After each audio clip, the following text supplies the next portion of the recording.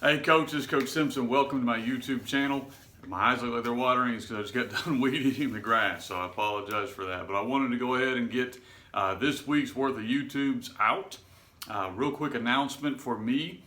This week on this channel, I'm going to be focusing on what no one taught you when you became a football coach. You know, we became a football coach. We probably got taught some X and O stuff. We probably got taught the general education stuff. And I'm mainly talking to our guys that are high school coaches, junior high coaches. You know, it could apply to really any level coaching. You know, we were taught the game of football, and we were taught certain things, but there were other things we were not taught. And so that's what this week's theme is going to be about. So I'm going to go through four major aspects today. I'm going to talk about marketing. You know, what does that look like as a football coach? How can that help you, promote your program? How can it help you advance yourself? How can that help you push your athletes? You know, it's beneficial to everybody. It's a word that's not always used a lot because old school way of thinking of marketing is not always looked at in a positive light. We're going to talk about it differently today. All right, fundraising. Fundraising, a lot of you guys know I'm putting out a new book on fundraising. So we'll be talking about that here in a couple days here on this YouTube channel. New book coming out. We raised over $1.5 million in rural Arkansas at a small school that was in a poor area, using a couple different tips. Nobody teaches you that as a football coach. So I'm going to go through a little bit for you guys later on this week. Talk about communicating. We were taught that we need to communicate, but there's not a lot of ways of how that needs to look. And so we'll talk about that on this channel as well. Finally, we'll talk about motivating, different ways to motivate different people. You know, a lot of times to me that always has meant player, but as I moved into a head coaching role, a lot of times that also means assistant coaches. And so how do you motivate? Real quick announcement, and we'll jump into today's subject. This is membership month over at my website, fbcoachsimpson.com. The month of May, if you join as a member to my site, you're going to get a lot more access to what I hope is valuable information. If it's not for you, no big deal. Keep watching the free stuff here on YouTube, but if you want, instead of a 10-minute video, a 40-minute video, that's available to you. Also, this month of May, if you sign up, you get free materials. So it may be worth it if you're looking to get one of my books anyway. You pretty much save money by joining that membership group, and it's got a lot of other perks to it. Anyway, let's talk today about Marketing 101. So not a lot of people know, before I became a coach, my major was marketing. I was going to go into the business world, try to make a lot of money, but I felt a call to coaching. I felt a call to athletics. I felt a call to leading young men in the game of football, leading young ladies in other athletic sports. And so my wife was on board with me. We had a conversation, decided to go the coaching route. But a lot of the things carry over.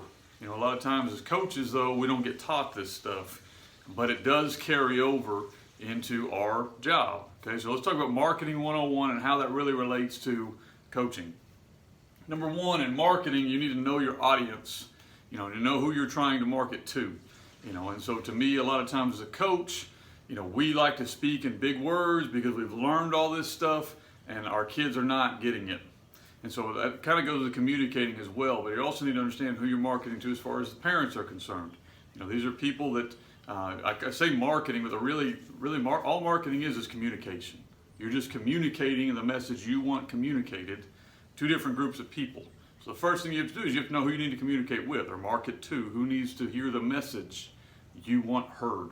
Okay, and there are several ways you can do that. I'm a big believer that social media sometimes is a platform for idiots. Okay, however, it can be used as a platform to promote good things. But you need to understand, if you get on social media and put things out there, there's a few things you need to know are going to be happening. One, you're going to have critics, and you're going to have a lot more critics because it's out there. The social media world where like keyboard warriors can say whatever they want. So understand that's kind of out there. Second thing is, if you start using your social media to market your athletes, to market your program, to market yourself, okay, all those things are good things.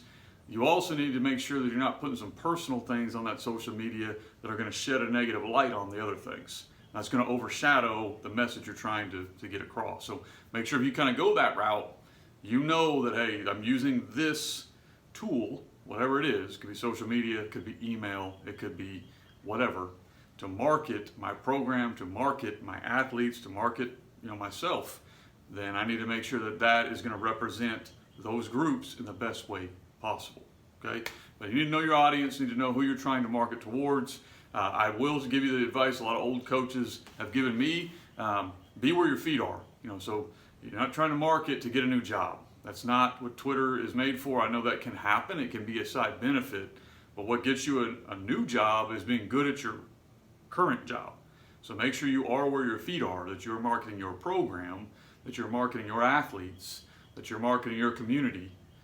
And then if that leads to something else, so be it. But that's one thing I'd kind of give a little bit of advice on. Number two, know what you want your brand to be. There's a lot of guys out there that have their brand. Row your boat, you think of PJ Fleck. Be the best. I think of old Greenwood Bulldogs when Coach Peacock was there. I played for him. That was his thing, and we took it on. It was our thing. My thing is find a way. Find a way to get things done, and so that's kind of how I've branded myself, and the programs that I've been around have adopted that brand. It's just been something that I have tried to say, hey, this is me. You look behind me at a hat, our offense, knuck if you buck, buck sweep, making people believe in what you're trying to do. One, has got to have some success, but two, you want to make sure you have kind of a rallying cry and a clear brand that is unique to you. I'm not saying not to use other brands, but I'm saying to make sure it's unique to yourself. But you do need to have a brand, and it's okay to have that. Usually 3 words, okay, or less is that world. I'm not talking about some huge paragraph, statement. But what is the brand going to be about? And that's something you can adapt and adopt and change each year. The last one is connecting. Marketing is about connecting. And that's one thing that a lot of people don't understand is when you buy things, usually you're buying from a person. When I go buy insurance, I'm going to shop the best rate, but that doesn't mean that's the only thing I'm concerned with. I'm concerned with connecting with that person. Do I trust that person?